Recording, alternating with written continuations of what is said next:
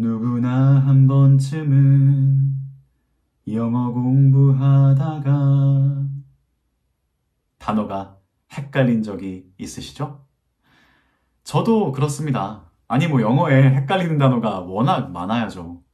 뭐 이런 것들 있잖아요. 이런 단어를 보고 헷갈리는 건 당연합니다. 근데요, 여기서 중요한 건 그 헷갈림의 시제입니다. 여러분의 헷갈림은 과거형인가요? 아니면 현재 진행형인가요? 만약 헷갈림이 계속된다면, 그래서 답답하다면 제가 이 영상을 통해서 그 헷갈림을 끝내버리겠습니다. 단어가 헷갈리는 이유는 크게 세 가지입니다. 첫째, 비슷하게 생겨서. 둘째, 발음에 관심이 없어서. 셋째, 어려워서. 제가 하나하나 차근차근 설명해 보도록 하겠습니다. 가장 많이 헷갈리는 이유는 아무래도 비슷하게 생겨서 첫 번째 이유인데요. compliment라는 단어를 예로 들어볼게요. 딱 두 가지 단계만 거치면 더 이상 헷갈리지 않습니다. 첫 번째 단계는 둘의 차이점을 찾는 겁니다. 눈을 크게 뜨고 찾거나 눈을 작게 뜨고 찾거나 whichever way that works for you. 네, 차이점을 찾으셔야 돼요. 자, 찾아볼까요? 가운데 있는 모음이 E냐 I냐 알파벳 하나의 차이가 있는 거네요. 그쵸? 자, 그러면 두 번째 단계는 뭐냐? 굉장히 중요합니다. 이 생김새의 차이를 의미의 차이와 연결하는 겁니다. 여기서 중요한 단어는 이 연결입니다. 그냥 외우는 게 아니라 연결이에요. 이게 무슨 말이냐면은 생김새의 차이와 의미의 차이를 내가 납득할 수 있는 이야기를 붙여서 연결시킨다는 겁니다. 제가 한번 해볼게요. 저는 이 단어를 보고 나서 그런 생각이 들더라고요. 이 가운데에 E가 들어가는 compliment는 그 완성하다 혹은 뭐 완전한의 의미를 가지는 complete랑 비슷하게 생겼네. 근데 잠깐, 보완하다라는 게 애초에 부족한 거를 보충해가지고 완전하게 만든다는 거잖아. 아, 그러니까 complete라는 의미가 어느 정도 들어가 있네. 이렇게 연결해서 외운 겁니다. 보세요. 그냥 모음 E라는 거의 차이를 실제로 내가 납득할 수 있는 이야기와 연결해가지고 기억하는 거죠. 그냥 외우는 거랑은 완전히 다른 겁니다. 자, 그럼 I가 들어가는 compliment도 볼게요. 저는 그런 생각을 했어요. 이 I가 들어가는 compliment가 칭찬, 뭐 칭찬하다 이런 뜻이거든요. I가 들어간다. I는 나. 그래. 세상 모든 사람은 나를 칭찬해주면 좋아하잖아. 그렇게 생각하면 되겠다. 끝. 진짜 간단하죠. 근데 이 작은 노력이 이 헷갈리는 두 단어를 나중에 정확하게 구별해서 쓸 수 있느냐 없느냐로 나뉘는 거예요. 근데 많은 학생들이 이 작은 단계를 거치지 않고 그냥 외우려고 해요. 근데 무작정 어떤 단어와 뜻을 연결이 아니죠. 그냥 붙여가지고, 그러니까 붙을 만한 건덕지가 없는데 그냥 단어와 뜻을 이렇게 붙이려는 거예요, 이렇게. 그럼 잘 안 붙고 떨어지죠. 접착력이 없으니까요. 그러면 이제 또 까먹고, 뭐더라? 이렇게 되는 거란 말이에요. 근데 우리 사람은 내가 납득할 수 있는 방법으로 연결을 해놓으면은 그거는 진짜 안 끊어집니다. 오케이? 자, 원리를 좀 복습해보기 위해서 한 가지 단어 더 볼게요. 조금 어려운 단어인데 discrete라는 단어입니다. 하나는 신중한이란 뜻이고요. 다른 하나는 분리된이란 뜻인데요. 우리가 봤던 두 가지 단계를 직접 적용해 볼게요. 첫 번째 단계는 뭐였죠? 네, 차이점을 발견하는 거였죠. 볼까요? 아하, 끝이 EET로 끝나느냐, ETE로 끝나느냐, 그게 차이구만. 좋습니다. 두 번째 단계, 생김새의 차이를 의미의 차이와 연결시킨다. 자, 하나는 EET고 다른 하나는 ETE입니다.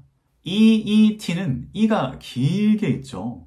이 길게 있는 것을 생각을 길게 하는 거라고 생각하는 거예요. 그러니까 이게 짧게 생각하는 게 아니라 이렇게 길게 생각하는 거와 연결시켜 보는 겁니다. 그래서 EET로 끝나는 discrete가 신중한이라고 생각하는 거죠. 오케이. 자, 그러면 ETE로 끝나는 그 discrete 보겠습니다. 이거는 자세히 보면은 T를 사이에 두고 이 두 개가 분리되어 있잖아요. 오케이? 그래서 분리된이란 뜻이야. 끝. 쉽죠? 이런 식이에요. 공부가 재밌는 게요. 사실 공부만 그런 건 아닌데 내가 어떤 목적을 가지고 세상을 보잖아요. 그러면은 거기에 맞춰서 이 주변에 있는 것들이 그 모습을 드러내는 것 같아요. 내가 답을 찾으면 이제 주변에 답이 보이는 거고 내가 어떤 장애물을 찾으면은 눈앞에 장애물만 보이는 것처럼 내가 단어를 공부하기 위해서 어떤 연결 지점을 찾으려고 하잖아요. 그러면 그 녀석들이 나에게 말을 걸어와요. 막 고개를 내밀고 있는 게 나중에 보이실 거예요. 그럼 그때 진짜 너무너무 재밌습니다. 오케이. 복습을 위해서 우리 한번 구별해 볼까요? 자, 이 compliment가 들어가는 문장 중에서 잘 쓰는 게 예를 들어서 뭐 야, 너 되게 특이하다, 야, 라는 말을 했어요. 근데 누가 그 말을 듣고 그래? 나 그거 칭찬으로 받아들일게 라고 말했어요. 칭찬으로 받아들일게. 그걸 영어로 어떻게 할까요? Okay, I'll take that as a compliment. I'll take that as a compliment. 아니면 I'll take it as a compliment. I'll take it as a compliment. 이렇게 하거든요. 자, 그럼 여기서 칭찬을 의미하는 compliment는 가운데 I가 들어가나요? E가 들어가나요? 맞추셨죠? 네. I가 들어가는 compliment가 칭찬이었죠. 누구나 나를 칭찬하는 걸 좋아하니까요. 오케이? discrete도 한번 해보죠. 어떤 민감한 정보를 다룰 때는 우리는 discreet 해야 돼. When handling sensitive information, we need to be discreet. 자, 여기서 신중한을 의미하는 discrete는 어느 녀석인가요? 그쵸. EET로 끝나는 게 신중한이었죠? 이유는 신중한. 오케이. 좋습니다. 이게 바로 비슷하게 생긴 단어를 구별하는 방법입니다. 두 단계였어요. 첫 번째, 차이점을 찾는다. 눈을 크게 뜨고 찾든지 눈을 작게 뜨고 찾든지 편하신 대로 하시면 되고요. 두 번째는 그렇게 해서 발견한 차이를 의미의 차이와 연결하는데 그 방식이 내가 납득할 수 있는 방식이어야 한다. 끝. 자, 이제 생김새 얘기를 했으니까 두 번째 이유인 발음에 대해서 얘기해 보겠습니다. 진짜 발음에 관심을 안 가지는 사람이 너무 많아요. 조금 더 노력해서 정확한 발음에 대해서 관심을 가지고 공부해야 됩니다. 그 조금의 노력을 하지 않으면 나중에 훨씬 더 많이 노력해서 잘못된 습관을 바꿔야 되고 다시 공부해야 되고요. 그 조금의 노력을 더 하면 그만큼 내가 표현하고 이해할 수 있는 세상이 넓어지는 겁니다. 현 상태를 점검해보는 시간을 갖겠습니다. 화면에 단어가 보일 때마다 내가 맞다고 생각하는 발음으로 소리내서 꼭 말해보세요. 오케이? 갑니다.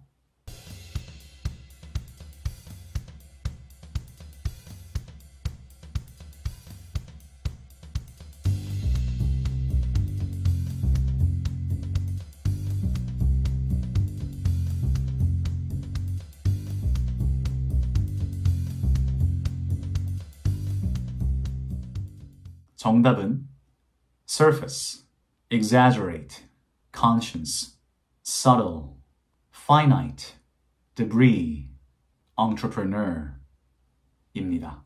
어떠신가요? 모두 맞추셨나요? 그랬다면 제대로 너무 잘 공부하고 계시고요. 모르는 단어가 있으셨을 수도 있어요. 그러면은 그냥 이번 기회에 배워보시면 되겠습니다. 자, 발음에 관심이 없어서 헷갈리는 단어를 조금 볼게요. 바로 이겁니다. 정확한 발음을 알면 헷갈릴 수가 없는 단어예요.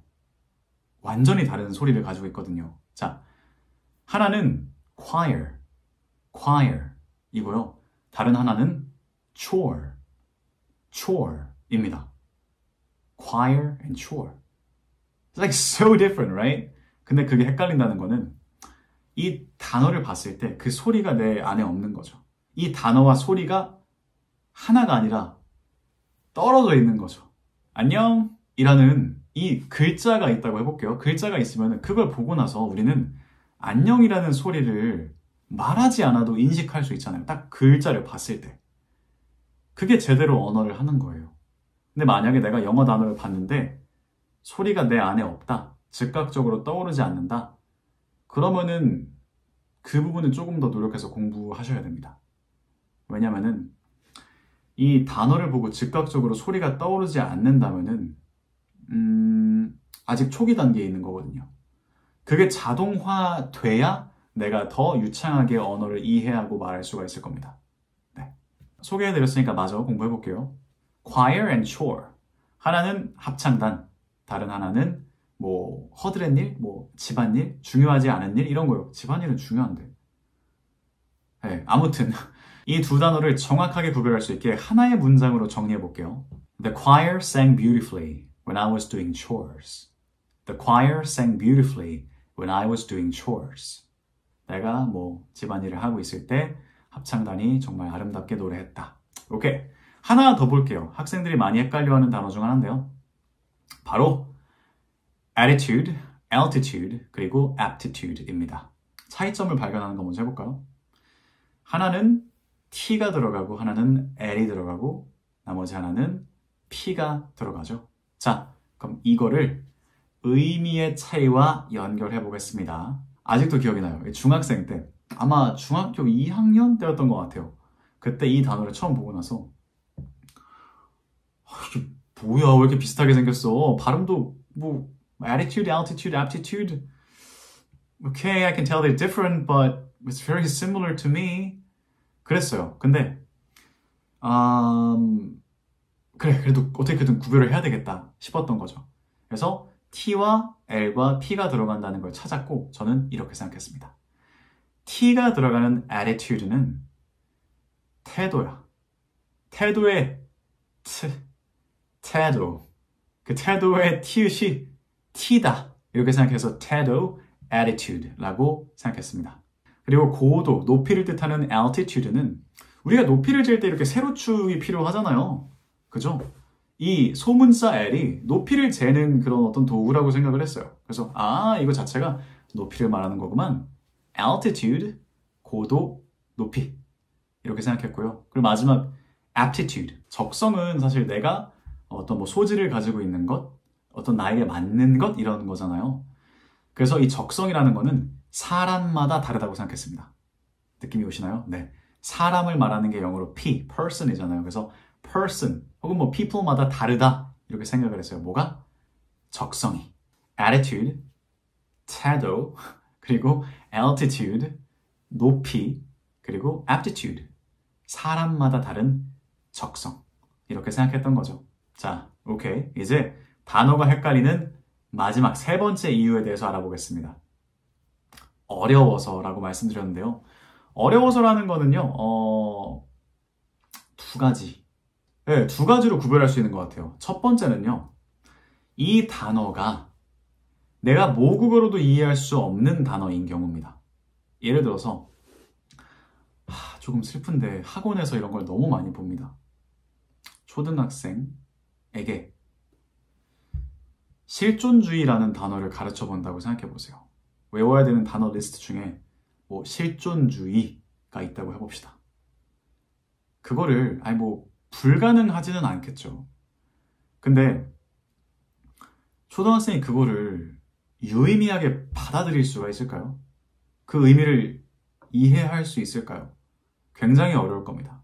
그러니까 내가 모국어로도 이해가 안 되는데 그걸 내가 영어로 의미를 연결시키고 외운다? 그건 어불성설이죠. 그거는 뭐 방법이 두 가지밖에 없어요. 배경 지식을 쌓아서 그걸 이해할 수 있는 내 어떤 인식의 틀을 넓히거나 아니면은 뭐 시간이 지나면 이해할 수 있는 경우가 생깁니다. 네. 그러니까 내가 자연스럽게 뭐 경험이 쌓이고 이렇게 하면서 나중에 봤는데 무언가가 다시 이해가 되는 경우가 있거든요. 네. 그게 첫 번째 그 어렵다의 해결 방식이고요. 두 번째 어렵다는 뭐냐? 낯설다입니다. 낯설다. 네. 여긴 제가 생각나는 예시가 있어요. 이것도 제가 예전에 헷갈렸던 단어인데요. 바로 이 세 가지 단어입니다. exasperate, exhilarate, exuberant. 이 세 가지 단어는 사실 스펠링도 되게 다르고 그리고 뭐 발음도 차이가 나고요. 또 의미도 다 다르거든요. 그런데도 되게 오랫동안 헷갈렸던 단어들이에요. 그래서 제가 생각해봤죠. 이 단어가 왜 이렇게 오랫동안 헷갈릴까? 제가 내린 결론은 이 세 가지 단어가 충분히 보이고 들리지 않았기 때문이다. 였습니다. 네. 그러니까 딱 봤을 때 막 쉬운 단어는 아니잖아요. 그래서 일상에서 혹은 뭐 책에서 누가 말하는 거에서 그렇게 자주 들을 수가 없었던 거예요. 내가 자주 들을 수 없는 말은 내 것으로 만들기가 힘들거든요. 반대로 내가 자주 듣는 말은 정확하게 뜻을 몰라도 아이가 언어를 배우는 것처럼 어떤 상황에선 이렇게 말하면 되는구나, 발음은 이렇게 하면 되는구나 라는 걸 자연스럽게 체득할 수가 있거든요. 그래서 어렵다라는 말의 두 번째 의미는 내가 자주 보지 않는 낯선 단어다라는 겁니다. 그러면 이 낯선 단어를 배우고 싶다면 어떻게 해야 될까요? 제가 추천하는 방법은 사전을 찾는 것입니다.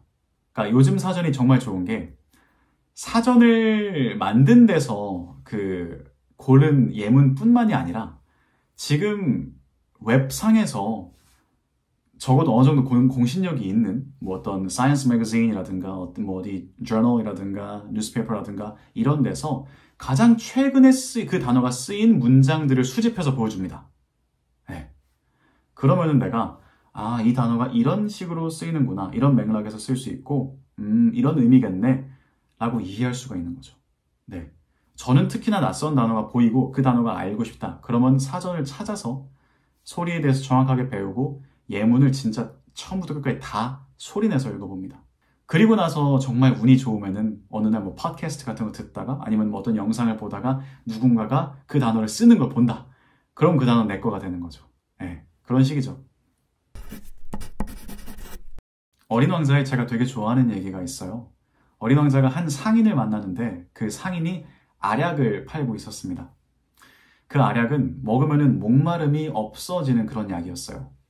어린 왕자가 물어봅니다. 아니 그 알약을 왜 먹어야 되죠?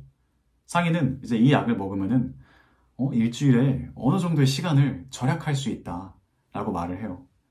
어린 왕자가 아니 그럼 그 시간으로 뭘 하는데요? 라고 하자 상인이 뭐 네가 원하는 뭐든지 할 수가 있지 라고 말을 합니다. 거기에 대해서 어린 왕자가 뭐라고 하냐면은 저한테 그 시간이 있다면 저는 천천히 걸어서 물이 있는 곳까지 가겠어요 라고 말을 합니다. 편리를 강조하는 세상에서 깊이 있는 공부를 하는 거는 불편하게 느껴지는 일일지도 모릅니다. 근데 언어라는 거는 물을 마시는 행위와 같다고 저는 생각을 해요. 내가 그런 불편하게 느껴지는 사실은 그 중요한 것들을 받아들이지 못한다면, 그래서 어떤 알약을 먹으려고 한다면 그런 광고가 너무너무 많이 보이잖아요. 저는 여러분이 물이 어디 있는지 안다면은 그냥 그 물을 향해서 그냥 미소 지으면서 천천히 걷더라도 그곳으로 뚜벅뚜벅 제대로 걸어가셨으면 좋겠습니다. 네. 너무 비유적인 얘기여가지고 혹시 잘 전달이 됐을지 모르겠는데 네, 그 생각이 저는 났네요. 이번 영상에서는 단어가 헷갈리는 분들을 위해서 단어가 헷갈리는 이유에 대해서 진단해보고 그 해결책을 제시해드렸습니다. 영상이 도움이 되셨다면 구독과 좋아요 부탁드립니다. 저는 다음 시간에 또 편안하고 쓸데있는 영어로 찾아뵐게요. Until next time, stay curious.